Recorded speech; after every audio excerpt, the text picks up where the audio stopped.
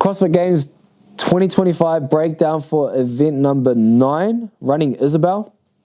Running Isabel is 5 rounds of time of 200-foot run and 6 snatches. The snatch load for the women is 105 pound, for the male is 155, and the run is 60 meters conversion from that 200 foot. So we're just going to go over a little bit about what we think about this workout and some keys to success, some pathways, some physiological things that might be happening in this workout as well. So first, to look at the total volume of the workout, you have 1,000 feet of running, which is 305 meters, and then 30 snatches in total. And the weight again is about 70 kilos for the males and 47.5 for the ladies. We know that strong Isabel times are now sub 1 minute. If you're at the games level, probably still talking about 1:15 or less is what we would maybe expect. And then you add, 4 kilos or 5 kilos to the women's bar and about 9 kilos to the male's bar. That time is obviously going to come down a little bit. I do like the run, in terms of, I think that it actually keeps the speed of the barbell equivalent to what it could be throughout anyway. I don't think that the barbell, we're going to see the degradation, not of the top 10 athletes. The run is less important than the barbell. It's 305 meters of running. The total time spent running is less than the total time spent on doing the snatches. And due to the increments of how you'll get through those running portions, they are only going to be 15 to 20 seconds in length. The snatches become more important. So with that being said, I think that we'll see the top 5 in about 3 minutes, 3 to 3:15. And then the top 10, you could probably still see under the 4 minute marker, 4 minute 20, and the middle of the pack around the late 4s or 4:40-ish. It's going to be a quite tight congestion. The keys here for me would be to run a little bit slower and making sure that I can hold touch and go on the barbell.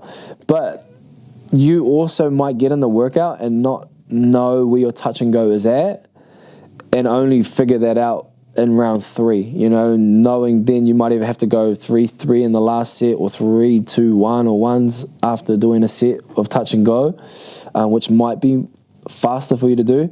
But I would say that it is better to run 3 seconds slower per 60 meters, 200 foot, and make sure that barbell stays faster per 6 reps. I think that 3 seconds is in there, versus running faster. And over 60 meters, 3 seconds is not a lot of time, but it's a lot of distance, that you can buy the time off to win back on the snatches. So yeah, that's kind of it really. The workout itself, the physiological stance of the workout, you'd say over 3 minutes is in the aerobic system. The aerobic oxygen or the oxidative system will be present at all times throughout the workout, but it is more anaerobic or glycolytic with that barbell cycling short, sharp burst, and then you're off to a different movement. And it is going to be one of those ones that feel like your lungs are on fire at all times. But again, just circling back to the physiological demand, for our top winner who might get 3 minutes or just under 3 minutes, and if we look at the typical anaerobic window of up to 3 minutes, that becomes an anaerobic workout for them. If somebody then lasts out there till 4:40, it's a different energy system altogether, different demands. But it's that fine balance of having the right amount of load on the barbell and the right amount of distance and meterage to have a real sprint race on your hands and getting it right. It's going to be such a log jam that if you get a mistake in there, if your pacing is off a little bit and it causes you to get less of a best time that you possibly could have got, then that could be 15 seconds. And that could be the difference between 5, 6, 8 places. So that is very, very impactful. The stimulus and intention of this, obviously sprint style Metcon, light to moderate barbell, general fatigue, fast transitions, running fast, not sprinting, touch and go barbells for success, and nod of the hat to a benchmark workout Isabel. It just fits the theme.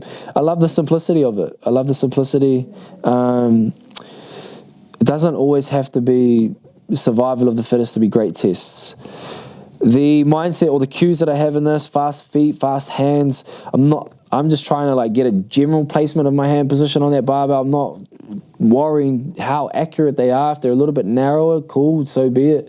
I don't really want to waste time for chalking up. I want to have that just pre-chalked barbell. That's really all I want to do, and have massively chalked hands before I start the first round.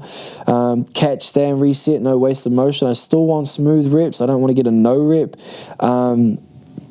And that's kind of it. Just then make sure I'm still urgent in the run. Urgent. And it might not be sprint, but it's still urgent. And that's kind of it. For that one, we're giving you some times. It's the final day. It'll be interesting to see how the athletes pull up to the event, after all of the exercise that they've induced prior to this. But they're the elites, and I can't wait to see what happens in this workout, because this is one that you can just definitely replicate in your classes, even yourself online or at your gyms, and then you can get a real understanding and perspective of how good these athletes are. Furthermore, on day 3 at the most difficult fitness event that you could probably find on earth. So that's it. Good luck, event 9. Can't wait to see the athletes go at it.